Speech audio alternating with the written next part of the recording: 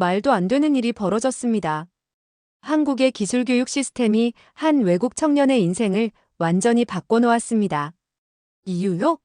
특수용접이라는 기술과 한국 가정의 따뜻한 포용력 때문입니다. 언어의 장벽도 넘어선 한국의 기회의 힘과 한국인 아버지의 사랑이 있었다고 합니다. 한국의 기술고등학교가 이 청년에게 새 삶을 선물했고, 이제 그는 받은 것을 사회에 되돌려주고 있다네요. 기회를 줄 수 있는 사회라는 한국의 특별함을 어떻게 증명해냈을까요? 해당 사연은 리밍후이 씨의 실제 경험을 바탕으로 재구성된 스토리입니다. 구독과 좋아요는 영상 제작에 큰 힘이 됩니다. 감동TV의 오늘의 이야기를 시작해 볼게요. 제 이름은 리밍후이입니다. 중국 헤이롱장성 출신의 26세 남성입니다. 지금은 특수용접 기술자가 되기 위해 한국으로 건너와서 살고 있습니다. 중국의 헤이롱장에서 보낸 제 어린 시절은 꽁꽁 얼어붙은 겨울처럼 차갑고 고독했습니다. 겨울은 길었고 가나는 그 겨울보다 더 오래 우리 집에 머물렀지요. 창밖으로 눈이 소리 없이 내리는 날이면 저는 작은 창가에 앉아 어머니가 돌아오기를 기다렸습니다. 어머니는 지역 식당에서 일하셨습니다. 아침 일찍 나가서 밤늦게 돌아오시는 일상이었죠. 그 긴 시간 동안 저는 혼자였습니다. 아이였지만 스스로를 돌봐야 했어요.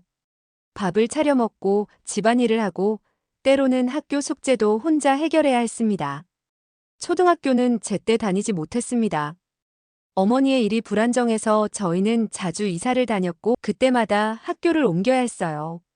한 번은 전기요금을 내지 못해 전기가 끊긴 방에서 하루를 보낸 적이 있습니다. 촛불 하나에 의지한 채 담요를 몸에 감고 추위를 견디던 그날의 기억은 아직도 선명합니다. 헤이롱장의 겨울은 영하 30도까지 내려가는 때도 있었습니다. 학교에 가는 길은 눈으로 덮인 채 꽁꽁 얼어 있었고 걸을 때마다 내 숨결은 하얀 구름이 되어 얼굴을 감쌌죠. 그 추위 속에서도 꿈은 있었습니다. 언젠가는 더 나은 삶, 따뜻한 집, 그리고 매일 함께할 수 있는 가족을 갖게 되리라는 희망 말입니다. 어머니는 항상 말씀하셨습니다. 가난은 부끄러운 게 아니라 극복해야 할 상황일 뿐이다. 그 말씀을 가슴에 새기며 저는 어려운 환경 속에서도 최선을 다했습니다. 하지만 현실은 녹록지 않았습니다. 종종 학교 교재를 살 돈이 없어 친구의 것을 빌려 밤새 베끼기도 했지요. 그렇게 헤이롱장의 춥고 긴 겨울들을 버티며 저는 조금씩 성장했습니다. 25이 되던 해 겨울, 어머니로부터 한 통의 소식을 받았습니다. 어머니가 한국인 남성과 재혼을 하게 되었다는 내용이었죠. 처음에는 복잡한 감정이 밀려왔습니다.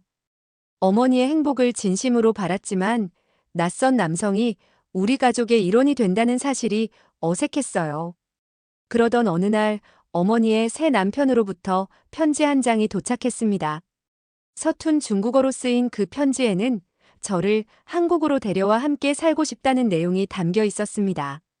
성인인 저를 입양하는 것은 법적으로 간단하지 않았지만 김민수라는 이름의 그분은 포기하지 않았습니다. 리밍후이도 우리 가족의 일원이 되어야 한다고 생각한다. 김민수 씨는 이렇게 말씀하시며 온갖 서류를 준비하고 여러 기관을 찾아다니셨다고 합니다. 처음에는 의아했습니다. 만난 적도 없는 저를 위해 그토록 애쓴다는 것이 이해되지 않았거든요. 그런데 어머니가 보내주신 김민수 씨의 사진을 보니 그 눈빛에서 진심이 느껴졌습니다. 몇 개월 동안 서류 작업과 인터뷰를 거쳐 마침내 한국행 비자를 받았습니다. 출국 전날 제가 살던 작은 방을 정리하며 이상한 감정이 밀려왔어요.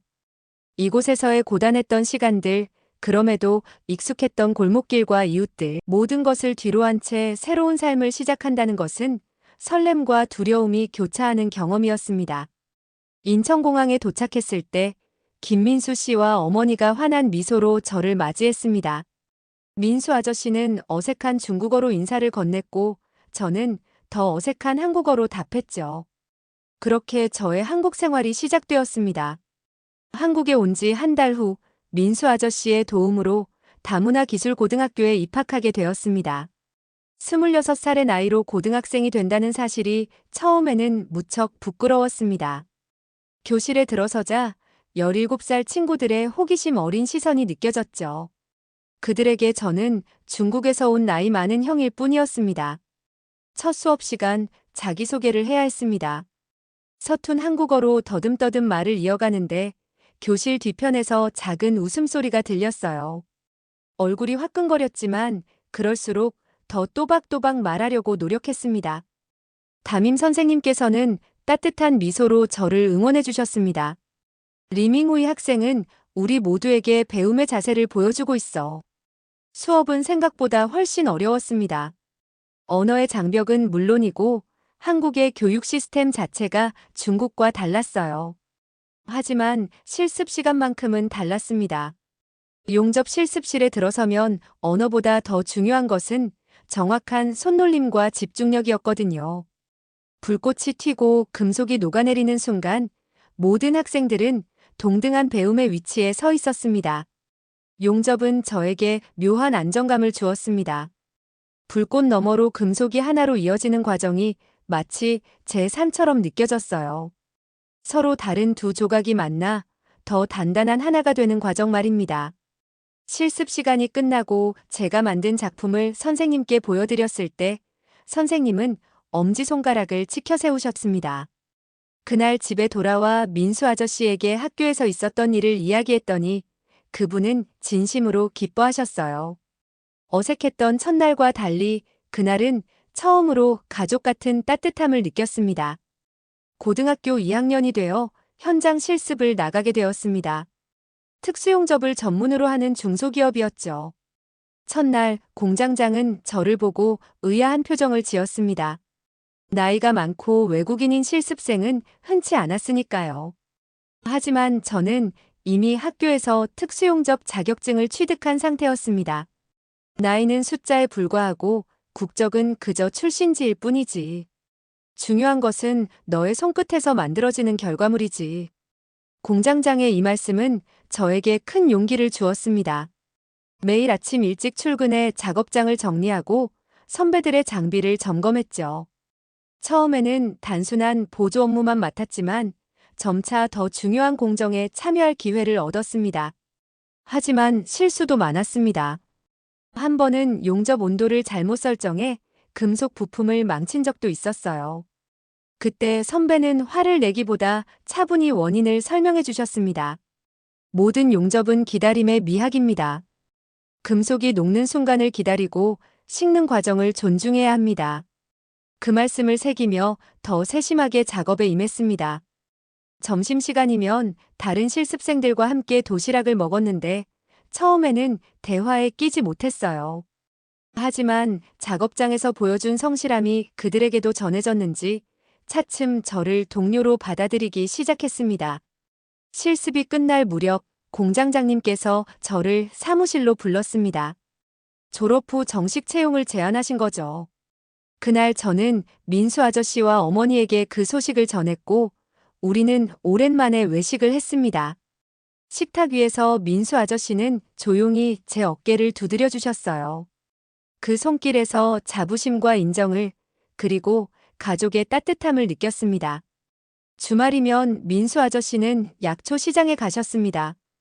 그분은 한약재 유통업을 하셨는데 저는 종종 그분을 따라 시장에 가곤 했죠. 처음에는 의무감으로 시작했지만 점차 그 시간이 기다려지기 시작했습니다. 민수 아저씨는 약초 하나하나의 특성과 효능을 설명해 주셨어요. 그리고 무거운 약재 자루를 지게에 실어 나르는 일을 함께 했습니다. 약초는 자연이 우리에게 주는 선물이란다. 그 선물을 소중히 다루는 것이 우리의 역할이다. 민수 아저씨의 이 말씀은 단순히 약초에 관한 것만은 아니었다고 생각합니다. 삶에서 만나는 모든 관계와 기회를 소중히 여기라는 가르침이었지요. 시장에서 돌아오는 길, 우리는 종종 작은 분식점에 들러 떡볶이를 먹곤 했습니다. 처음 맛본 떡볶이의 매운맛에 눈물을 쏟기도 했지만 이제는 한국 생활의 일부가 되었습니다. 명절이 되면 민수 아저씨의 가족들이 모였습니다. 처음에는 낯설고 어색했지만 그분들은 저를 진심으로 환영해 주셨어요. 특히 민수 아저씨의 어머니, 제게는 한국 할머니가 되시는 분은 항상 제 밥그릇에 음식을 더 담아주셨습니다. 말은 통하지 않아도 음식으로 사랑을 표현하시는 모습이 우리 문화와 닮아 있어 친근했습니다. 식사 후에는 함께 제기차기나 윷놀이를 했습니다. 서툴게 제기를 차는 저를 보며 모두가 웃었지만 그 웃음 속에는 따뜻함이 담겨 있었습니다. 어느덧 저는 이 가족의 일원이 되어가고 있었습니다. 말이 아닌 함께하는 시간과 나누는 경험을 통해 천천히 스며드는 소속감이었습니다. 집으로 돌아오는 길 민수 아저씨는 종종 제 어깨에 팔을 두르셨습니다. 그 순간만큼은 모든 언어의 장벽과 문화적 차이가 무의미해졌어요. 마음속으로 그분을 아버지라고 부르고 싶다는 생각이 처음으로 들었습니다. 졸업 후 저는 실습했던 회사에 정식으로 취업했습니다. 이제 저는 단순한 실습생이 아닌 특수용접 기술자로서 일하게 되었죠. 첫 월급을 받던 날, 그 봉투의 무게가 특별하게 느껴졌습니다. 그것은 단순한 돈이 아니라 제 기술과 노력에 대한 인정이었으니까요. 직장에서 저는 매일 새로운 도전에 직면했습니다. 특히 고압 파이프 용접은 정밀함과 인내를 요구했어요. 한 번은 밤샘 작업을 하며 중요한 공정을 맡았는데 그때의 긴장감은 지금도 생생합니다. 용접봉이 금속 위를 따라가는 동안 숨을 죽이고 온 신경을 손끝에 집중했던 순간이었습니다. 기술은 말보다 정직하다. 당신의 손끝에서 만들어진 결과물이 모든 것을 말해준다. 선배님의 이 말씀은 제 작업 철학이 되었습니다. 언어가 서툴러도 문화적 배경이 달라도 기술은 보편적인 언어로 소통했기 때문입니다. 점차 회사에서도 저의 능력을 인정받기 시작했고 일부 중요한 공정은 단독으로 맡게 되었습니다. 주말이면 추가 기술 교육을 받으러 다녔습니다. 용접 기술은 끊임없이 발전하고 있었고 저도 그 흐름에 뒤처지지 않기 위해 노력했어요. 소득의 일부를 기술 서적과 장비 구입에 투자했고 집에서도 작은 프로젝트를 진행하며 실력을 연마했습니다. 그날 밤 첫 월급으로 작은 선물을 사서 집에 돌아왔습니다. 어머니께는 비단 스카프를, 아버지 처음으로 민수 아저씨를 마음속으로 아버지라고 부르며 그분께 품질 좋은 한약재를 선물했습니다. 아버지는 놀란 듯 선물을 받으시더니 말없이 저를 안아주셨습니다. 그 포옹 속에서 저는 진정한 가족의 의미를 느꼈습니다. 회사에서 처음으로 제가 단독 작업한 파이프가 품질 검사를 통과했을 때 그 성취감은 말로 표현하기 어려웠습니다. 그것은 단순한 금속의 접합이 아니라 제 인생의 새로운 장을 여는 순간이었습니다. 한국 생활 3년 차, 이제 저는 어느 정도 한국어로 의사소통이 가능해졌습니다. 여전히 어려운 단어나 복잡한 표현은 헷갈리지만 일상 대화와 업무 관련 용어는 능숙하게 구사할 수 있게 되었죠.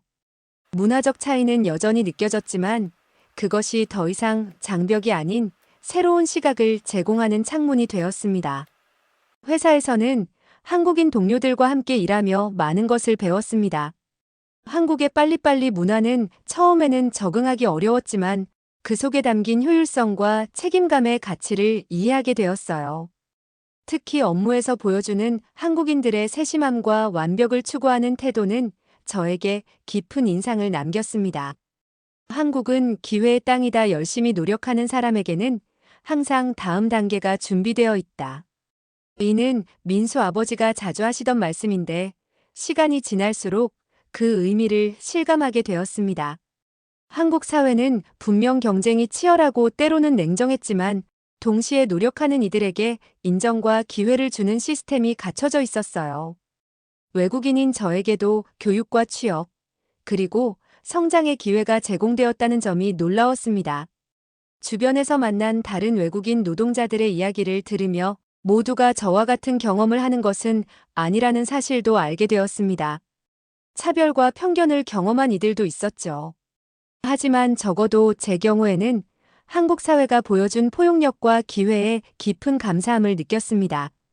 아버지와 어머니 그리고 회사의 동료들은 저를 외국인이 아닌 리밍후이라는 한 사람으로 대해주었습니다. 그들의 따뜻한 시선 속에서 저는 점차 한국이라는 새로운 시스템 안에 자리 잡아갔습니다. 모든 것이 완벽하지는 않았지만 이곳에서 저는 제2의 고향을 그리고 새로운 가능성을 발견했습니다. 한국에 온 지 5년, 이제 저는 특수용접 분야에서 인정받는 기술자가 되었습니다. 회사에서는 후배들을 지도하는 역할도 맡게 되었고, 간단한 중국어 통역도 담당하고 있습니다. 한국어 실력도 많이 향상되어 이제는 뉴스를 이해하고 소설책도 읽을 수 있게 되었죠. 가끔 사람들은 제게 묻습니다. 리밍후이 씨는 왜 그렇게 열심히 일하나요? 그럴 때마다 저는 미소를 지으며 대답합니다. 저는 이 나라에 늦게 왔고 너무 많은 것을 받았으니까요. 한국에서의 5년은 제게 단순한 시간이 아니라 새로운 삶의 기회였습니다. 아버지의 따뜻한 손길, 학교에서 만난 선생님들의 가르침, 회사 동료들의 배려. 모두가 저에게는 감사한 선물이었어요. 그렇기에 저는 그 감사함을 행동으로 표현하고 싶었습니다. 주말이면 저는 다문화센터에서 자원봉사를 합니다. 새롭게 한국에 온 외국인들에게 제 경험을 나누고 때로는 간단한 용접 기술도 가르치죠. 그들의 눈빛에서 제가 처음 한국에 왔을 때의 불안과 기대를 봅니다. 그리고 그들에게 말해줍니다. 한국은 기회의 땅입니다. 여러분의 노력은 반드시 인정받을 것입니다. 아버지와 어머니는 제가 한국 국적을 취득하는 것을 응원해 주십니다. 아직 완전히 결정하지는 못했지만 이제 이곳은 제게 또 하나의 고향이 되었습니다. 헤이롱장의 추운 겨울을 견디던 그 어린 시절의 저에게 지금의 삶은 꿈만 같은 현실입니다. 용접 불꽃 속에서 저는 종종 생각합니다. 서로 다른 두 금속이 하나로 이어지듯 제 인생도 중국과 한국이라는 두 문화가 만나 더 단단하고 아름다운 무언가를 만들어가고 있다고 말입니다. 그것은 완벽한 형태가 아닐지라도 그 과정 자체가 의미 있는 여정입니다. 앞으로도 저는 기술로 살아가며 받은 것을 제 방식대로 되돌려주고 싶습니다. 그것이 제가 이 땅에서 자리 잡는 방식이자 감사라는 이름의 결심입니다. 저의 이야기는 여기까지입니다. 여러분, 리밍후이 씨의 이야기 어떻게 보셨나요? 한국과 중국 서로 다른 문화지만 가난한 중국 청년에게 한국은 기회의 땅이었습니다. 특수용접이라는 기술을 통해 자신의 자리를 찾아가는 모습, 그리고 김민수 씨와의 관계가 아저씨에서 아버지로 받아들이는 뭉클한 사연이었습니다. 리밍후이 씨가 보여준 것처럼 한국 사회는 노력하는 이들에게 기회를 제공하는 곳입니다. 그는 헤이룽장의 추운 겨울에서 벗어나 한국에서 새로운 가능성을 발견했고 받은 것을 다시 사회에 환원하고자 하는 마음도 보여주었습니다. 이제는 서로 의지하고 배려하며 함께 성장하는 사회를 만들어가는 것이 중요합니다. 리밍후이 씨의 이야기처럼 우리 모두가 각자의 자리에서 최선을 다한다면 더 따뜻하고 단단한 사회를 만들어갈 수 있을 것입니다. 그의 용접 기술이 서로 다른 금속을 하나로 잇듯이 우리도 서로 다른 배경과 문화를 가진 사람들과 함께 더 나은 미래를 향해 나아갈 수 있기를 바랍니다. 감동TV는 감동적이고 재미있는 사연을 기다리고 있습니다. 다음에도 재미있는 사연으로 찾아뵙겠습니다. 시청해주셔서 감사합니다.